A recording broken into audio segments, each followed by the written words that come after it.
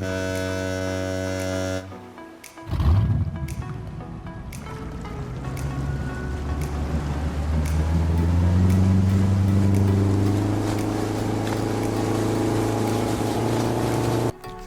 of all the things that have come out since launch 10 years ago, nothing comes close to being as big of a long-term disappointment as the yacht. Then again, when it became available back in 2015, owning one was the ultimate flex. In the years since, it mostly just sat abandoned, useless, until it received a few contact missions in 2020. Admittedly, most of us that owned one had kind of forgotten that it was even out there. It didn't have any big money-making opportunities, and there were no real game modes attached to it. In this video, I'll go over what can be done to really bring the yacht back into the fold of GTA Online. So, first off, we do have to admit, customizable Galaxy Super Yachts have always been really cool looking. The choices of colors and lights and styles are very nice. The texturing on the decks really make however you chose to customize your boat really pop. Each one gives you a helipad, but the two bigger yacht choices give you a helicopter and a second helipad in case you fly onto the yacht with something else. The exterior can fortunately be protected from most of the assholes you encounter in free mode with the yacht defenses turned on. It is so hilarious to see people try to fly by and get cut down immediately from the ship's defenses. If you do, however, want to invite an invasion on your boat, you can. Just by being a CEO or VIP, you can launch piracy prevention and try to take on the whole lobby for 10 minutes. The job doesn't offer too much money for succeeding in today's GTA economy, and funnily enough, most people don't attack anymore either when you're inviting them to. As much as I love watching griefers get destroyed, I do also enjoy the little things the boat has to offer. Things like posing on the rails or in the hot tub with your friends and taking pictures with some great backgrounds. Goofing around with these features definitely created a load of laughs and funny moments with crew and friends alike in the past. The exterior does have some good things going for it, but luckily, the interior has a couple more things as well. The interior, when it came out, was one of the better looking ones we saw at the time. You have some beautiful social and living spaces as well as a bartender. Everyone inside can hang out and chill with each other or invite some entertainment from the Vanilla Unicorn. Don't judge, we throw birthday parties on the yachts for our friends, so should you. You and your visitors could also pick up some of the best weapons in the game inside the rooms. Weapons like the Heavy Sniper, Special Carbine, Combat MG, Homing Launcher, and Proximity Mines were available to everyone inside. It also wasn't a bad spawn location, as you'd be able to just walk outside and take off in your helicopter if you bought one of the bigger boats. A lot of people were disappointed you couldn't drive it, but I think infrastructure wise in the game, it just wasn't an option. Sure, the Kazatka came later and became what we wanted from the yacht, but I think there was something else going on underneath all the coding. While the yachts are just apartments that can be moved across the map, they still have a place in the game as another fun goof off spot for you and your buddies. Of course, it doesn't have to end there though. There are some plausible options that can be done here or even implemented in GTA 6 Online, should they choose to bring the feature back. First, some extra quality of life stuff for the boat.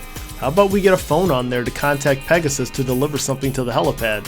Smaller helicopters would spawn on the front helipad, while larger things like the Hunter will just despawn the helicopter that comes with your yacht and just take its place. Vehicle delivery doesn't have to stop there either.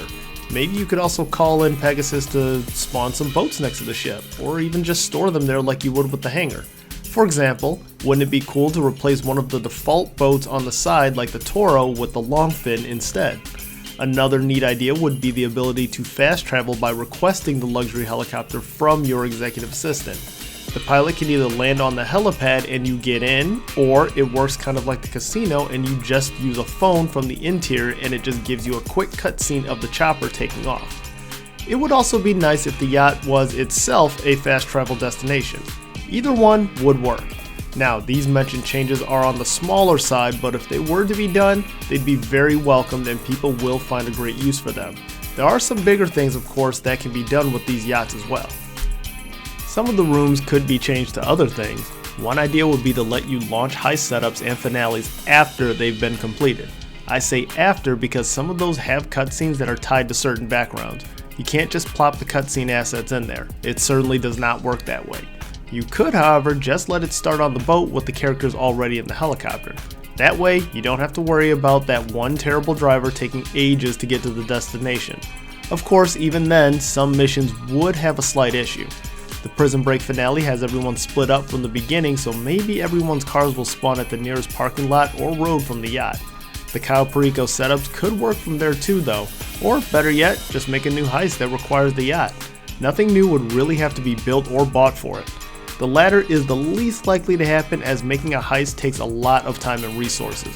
This maybe could work, but then again there are other good ideas that could use even less resources and far less complications behind the scenes. What about throwing in a new master control center? It doesn't have to look like the one in the arcade either. It could also maybe have some special features that the other one doesn't have, like an option to send all of your technicians in your warehouses to source things, or you just start up the mixed good missions like you would from your CEO office. Maybe even launching sell missions from the yacht could give you new types of ways to offload your contraband. Like special helicopters would then spawn on the helipads, or a different type of boat pops up next to the yacht and you complete the missions from there at sea. It would work nice as part of a real naval update. Letting the yacht become somewhat of an active business wouldn't be impossible, but adding some new sell missions might be a bit much this late in the game's lifespan. So with that, there is one more idea that I believe would really work the best overall. Anyone familiar with the show series called Below Deck? Well, the yachts are owned by someone else and basically just rented out by a company to do the charters. What if you could turn the yacht into an amazing passive income opportunity?